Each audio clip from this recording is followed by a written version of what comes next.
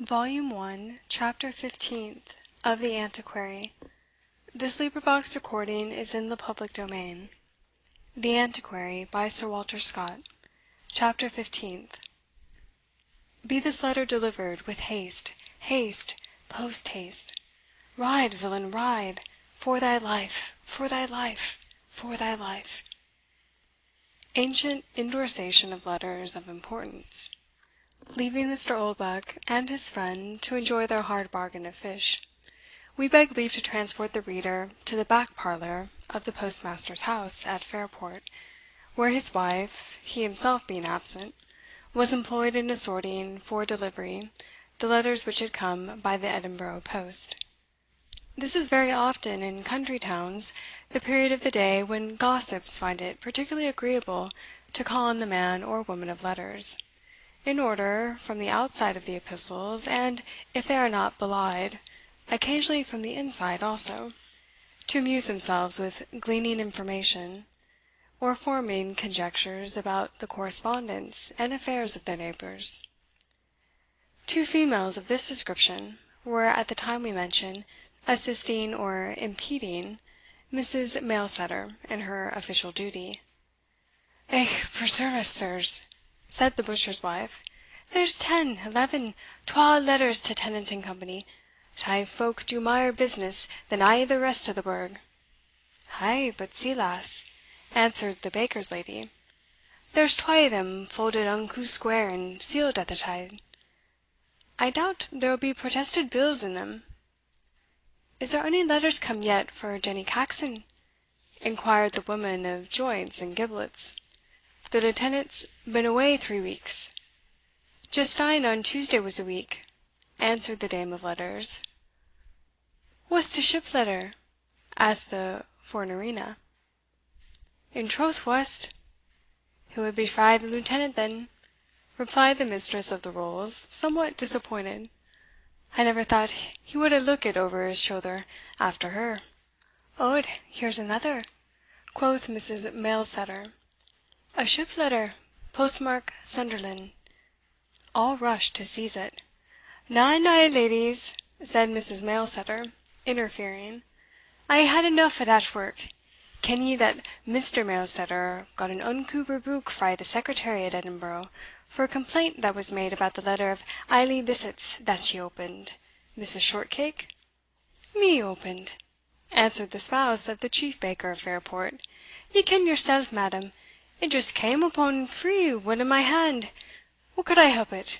Folks suld seal with better wax." "Weel, I wot that's true too," said Mrs. Mailsetter, who kept a shop of small wares, "and we have got some that I can honestly recommend, if ye ken onybody wanting it. But the short and the lang o't is, that we'll lose the place gin there's ony mair complaints o' the kind." "Hout, lass, the provost will take care o' that." "Na, na, I'll never trust a provost nor bailier," said the postmistress; "but I wad aye be obliging and neighbourly, and I'm no again your looking at the outside of a letter neither. See, the seal has an anchor on't. He's done'd wi' it ane o' his buttons, I'm thinking." "Show me, show me," quoth the wives of the chief butcher and chief baker, and threw themselves on the supposed love letter, like the weird sisters in Macbeth upon the pilot's thumb, with curiosity as eager and scarcely less malignant. Mrs. Heukbane was a tall woman. She held the precious epistle up between her eyes and the window. Mrs. Shortcake, a little squat personage, strained and stood on tiptoe to have her share of the investigation. "Ay, it's frae him, sure enough," said the butcher's lady. "I can read Richard Taffril on the corner, and it's written like John Thomson's wallet frae end to end." "Hold it lower down, madam," exclaimed Mrs. Shortcake, in a tone above the prudential whisper which their occupation required. "Hide it lower down, div ye think naebody can read hand or writ but yoursell?" "Whisht, whisht, sirs, for God's sake," said Mrs. Mailsetter, "there's somebody in the shop." Then aloud, "Look to the customers, Baby." Baby answered from without in a shrill tone, "It's naebody but Jenny Caxon, ma'am, to see if there's ony letters to her." "Tell her," said the faithful postmistress, winking to her compeers, "to come back the morn at 10 o'clock, and I'll let her ken. We havena had time to sort the mail letters yet. She aye in sic a hurry, as if her letters were o' more consequence than the best merchants of the town." Poor Jenny, a girl of uncommon beauty and modesty, could only draw her cloak about her to hide the sigh of disappointment, and return meekly home, to endure for another night the sickness of the heart occasioned by hope delayed. "There is something about a needle and a pole," said Mrs. Shortcake, to whom her taller rival in gossiping had at length yielded a peep at the subject of their curiosity. "Now, that's downright shameful," said Mrs. Heukbane, "to scorn the poor silly gait of a lassie after he's keepit company with her sae lang, and had his will o' her, as I make nae doubt he has." "It's but ower muckle to be doubted," echoed Mrs. Shortcake, "to cast up to her that her father's a barber, and has a pole at his door, and that she's but a manty maker hersell. Hout fie for shame!" "Hout tout, ladies," cried Mrs. Mailsetter, "ye're clean wrang. It's a line out o' ane o' his sailor sangs that I have heard him sing, about being true like the needle to the pole." "Weel, weel, I wish it may be sae," said the charitable Dame Heukbane; "but it disna look weel for a lassie like her to keep up a correspondence wi' ane o' the king's officers." "I am no denying that," said Mrs. Mailsetter; "but it's a great advantage to the revenue of the post office thae love letters. See, here's 5 or 6 letters to Sir Arthur Wardour, maist o' them sealed with wafers and no with wax. There will be a downcome there, believe me." "Ay, they will be business letters, and no frae any of his grand friends, that seals with their coats of arms, as they ca' them," said Mrs. Heukbane. "Pride will have a fy. He hasna settled his account wi' my goodman, the deacon, for this 12 month. He's but slink, I doubt." "Nor wi' huz for 6 months," echoed Mrs. Shortcake. "He's but a brunt crust." "There's a letter," interrupted the trusty postmistress, "from his son, the captain, I'm thinking. The seal is the same thing wi' the Knockwinnock carriage. He'll be coming hame to see what he can save out of the fire." The Baronet thus dismissed, they took up the Esquire. "Twa letters for Monkbarns they're frae some o' his learned friends now see sae claes as they're written, down to the very seal, and a' to save sending a double letter. That's just like Monkbarns himsell. When he gets a frank, he fills it up exact to the weight of an ounce, that a carvie seed would sink the scale; but he's neer a grain abune it. Weel, I wot I would be broken if I were to gie sic weight to the folk that come to buy our pepper and brimstone, and such like sweetmeats." "He's a shabby body, the Laird of Monkbarns," said Mrs. Heukbane; "he'll make as muckle about buying a forequarter lamb in August as about a back side o' beef. Let's taste another drop o' the sinning." Perhaps she meant cinnamon. "Waters, Mrs. Mailsetter, my dear. Ay, lassies, an ye had kenned his brother as I did, mony a time he would slip in to see me with a brace o' wild deukes in his pouch, when my first goodman was awa at the Falkirk tryst. Weel, weel, we'se no speak o' that eneugh." "I winna say ony ill o' this Monkbarns," said Mrs. Shortcake; "his brother neer brought me ony wild deukes, and this is a douce honest man. We serve the family with bread, and he settles with huz ilka week, only he was in an unco kippage when we sent him a book instead of the nick sticks, whilk he said were the true ancient way o' counting between tradesmen and customers, and sae they are, nae doubt." "But look here, lassies," interrupted Mrs. Mailsetter, "here's a sight for sair een. What wad ye gie to ken what's inside o' this letter? This is new corn I hadna seen the look o' this. For William Lovel, Esquire, at Mrs. Hadoway's, High Street, Fairport, by Edinburgh, N.B. This is just the second letter he's had since he was here. Lord's sakes, let's see, lass Lord's sake, let's see. That's him that the hale town kens nothing about, and a weel fa'ard lad he is. Let's see, let's see." Thus ejaculated the two worthy representatives of Mother Eve. "Na, na, sirs," exclaimed Mrs. Mailsetter, "haud away bide off, I tell ye. This is nane o' your fourpenny cuts that we might make up the value to the post office among ourselves if ony mischance befell it. The postage is 25 shillings, and here's an order frae the secretary to forward it to the young gentleman by express, if he's no at hame. Na, na, sirs, bide off, this maunna be roughly guided. But just let's look at the outside o't, woman." Nothing could be gathered from the outside, except remarks on the various properties which philosophers ascribe to matter, length, breadth, depth, and weight. The packet was composed of strong thick paper, impermeable by the curious eyes of the gossips, though they stared as if they would burst from their sockets. The seal was a deep and well cut impression of arms, which defied all tampering. "Od, lass," said Mrs. Shortcake, weighing it in her hand, and wishing doubtless that the too solid wax would melt and dissolve itself, "I'd like to ken what's in the inside o' this, for the love o' dings all that ever set foot on the plain stanes of Fairport, naebody kens what to make o' him." "Weel, weel, leddies," said the postmistress, "we sit down and crack about it. Baby, bring ben the tea water. Muckle obliged to ye for your cookies, Mrs. Shortcake, and we'll stick the shop, and cry a hen, baby, and take a hand at the carties till the goodman comes hame, and then we'll try your bride of veal sweetbread, that you were so kind as send me, Mrs. Hookbane." "But wouldn't ye first send away Mr. Lovel's letter?" said Mrs. Hookbane. "Troth I kenna what to send wi't till the goodman comes hame, for I had Caxon tell me that Mr. Lovel stays a' the days at Monkbarns. He's in a high fever wi' pulling the laird and Sir Arthur out of the sea." "Silly auld doited carles," said Mrs. Shortcake, "what garred them gang to the Dorking in a night like yestreen?" "I'se given to understand it was auld Edie that saved them," said Mrs. Hookbane, "Edie Ochiltree, the blue gown, ye ken, and that he'd pu the high three at the auld fish pond, for Monkbarns had threepit on them to gang in till they see the wark o' the monks lang syne." "Hout, lass, nonsense," answered the postmistress, "I'll tell ye a' about it, as Caxon telled it to me. Ye see, Sir Arthur and Miss Wardour, and Mr. Lovel, suld hae dined at Monkbarns.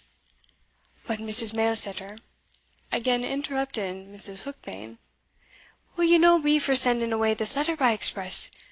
There's a powny in our callant hae gang express for the officer now, and the pony hasna gane abune 30 mile the day. Jock was sorting him up as I came ower by."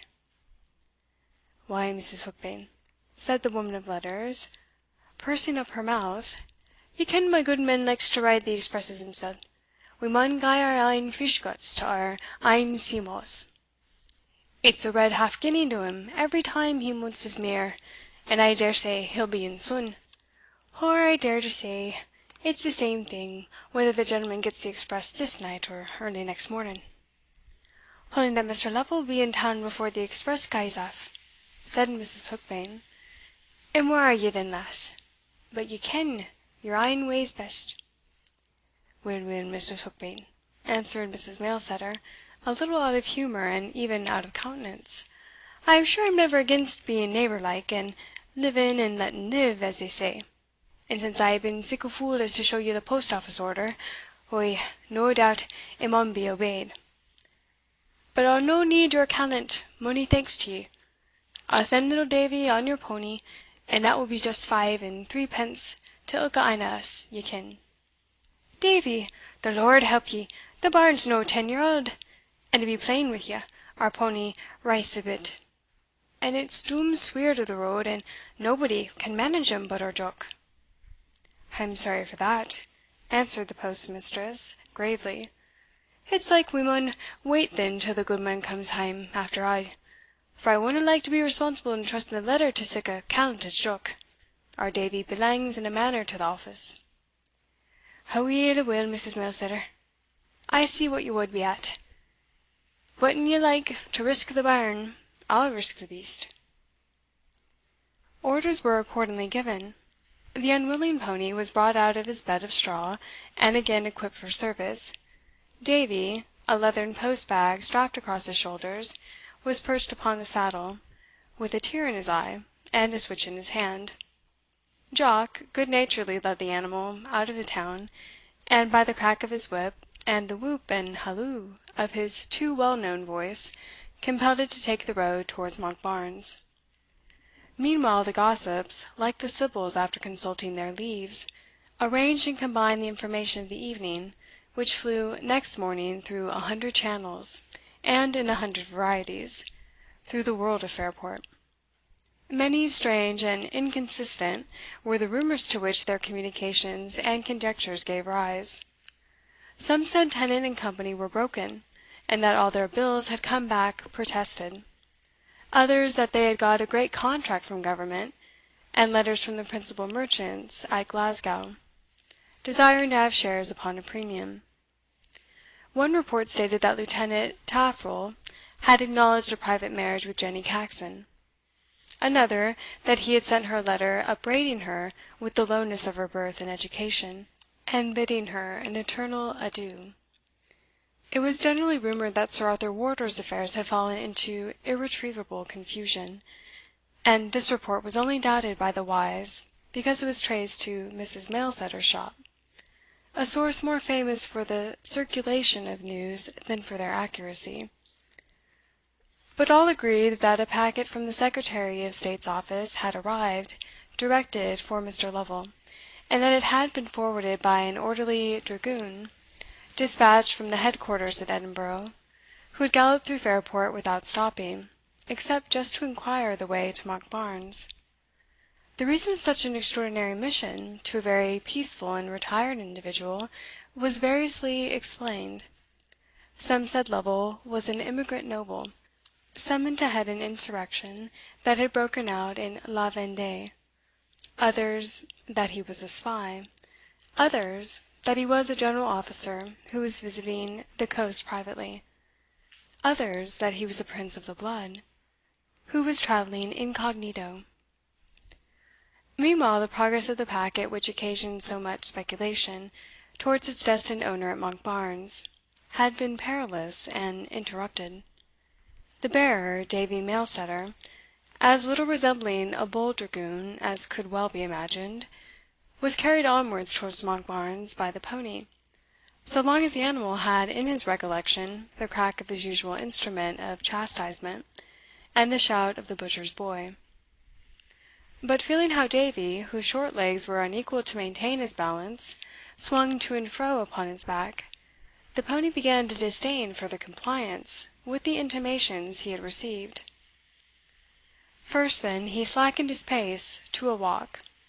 This was no point of quarrel between him and his rider, who had been considerably discomposed by the rapidity of his former motion, and who now took the opportunity of his abated pace to gnaw a piece of gingerbread, which had been thrust into his hand by his mother in order to reconcile this youthful emissary of the post office to the discharge of his duty. By and by the crafty pony availed himself of this surcease of discipline to twitch the rein out of Davy's hands, and applied himself to browse on the grass by the side of the lane. Sorely astounded by these symptoms of self-willed rebellion, and afraid alike to sit or to fall, poor Davy lifted up his voice and wept aloud. The pony, hearing this putter over his head, began apparently to think it would be best both for himself and Davy to return from whence they came, and accordingly commenced a retrograde movement towards Fairport. But as all retreats are apt to end in utter rout, so the steed, alarmed by the boy's cries, and by the flapping of the reins, which dangled about his forefeet, finding also his nose turned homeward, began to set off at a rate which, if Davy kept the saddle, a matter extremely dubious, would soon have presented him at Hookbane's stable door. When at a turn of the road, an intervening auxiliary, in the shape of old Edie Ochiltree, caught hold of the rein, and stopped his farther proceeding. "Wha's ayt you, callant? what negates that to ride? I canna help it, blubbered the express. "They ca' me little Davie."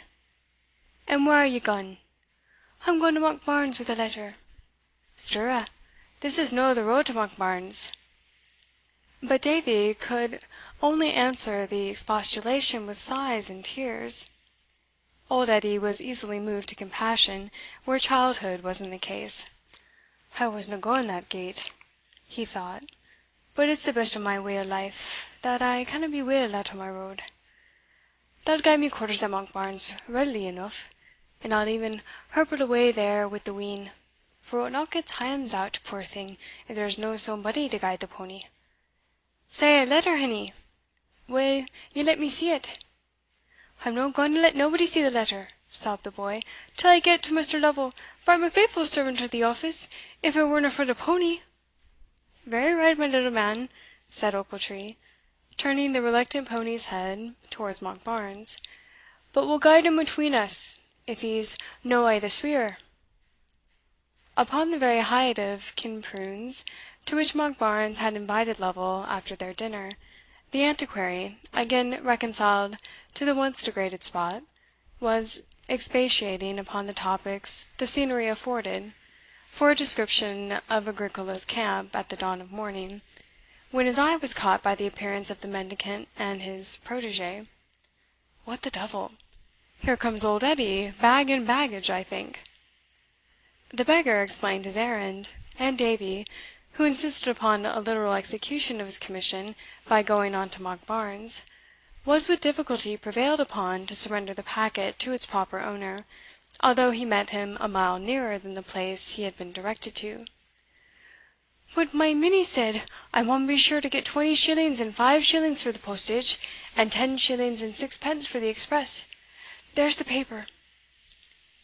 Let me see," said Oldbuck, putting on his spectacles, and examining the crumpled copy of regulations to which Davie appealed. "Express, per man and horse, one day, not to exceed 10 shillings and 6 pence. One day? Why, it's not an hour. Man and horse? Why, 'tis a monkey on a starved cat." "Father wad hae come himsell," said Davie, "on the muckle red mear, and ye wad hae bidden till the morn's night."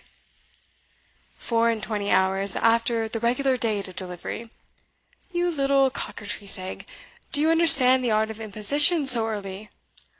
"Hout, Monkbarns, dinna set your wit against a bairn," said the beggar. "Mind the butcher risked his beast, and a wife her wean; and I am sure 10 and 6 pence isna ower muckle. Ye didna gang sae near wi' Johnnie Howie when" Lovel, who, sitting on the supposed praetorium, had glanced over the contents of the packet, now put an end to the altercation by paying Davie's demand, and then turning to Mr. Oldbuck, with a look of much agitation, he excused himself from returning with him to Monkbarns that evening. "I must instantly go to Fairport, and perhaps leave it on a moment's notice. Your kindness, Mr. Oldbuck, I can never forget." "No bad news, I hope?" said the Antiquary. "Of a very chequered complexion," answered his friend. "Farewell. In a good or bad fortune I will not forget your regard." "Nay, nay, stop a moment. If making an effort, if there be any pecuniary inconvenience, I have 50 or 100 guineas at your service till Whitsunday, or indeed as long as you please." "I am much obliged, Mr. Oldbuck, but I am amply provided," said his mysterious young friend. "Excuse me, I really cannot sustain further conversation at present. I will write or see you before I leave Fairport, that is, if I find myself obliged to go." So saying, he shook the Antiquary's hand warmly, turned from him, and walked rapidly towards the town, staying no longer question. "Very extraordinary, indeed," said Oldbuck; "but there's something about this lad I can never fathom, and yet I cannot for my heart think ill of him neither. I must go home and take off the fire in the green room, for none of my womankind will venture into it after twilight." "And how am I to win hame?" blubbered the disconsolate express. "It's a fine night," said the Blue Gown, looking up to the skies.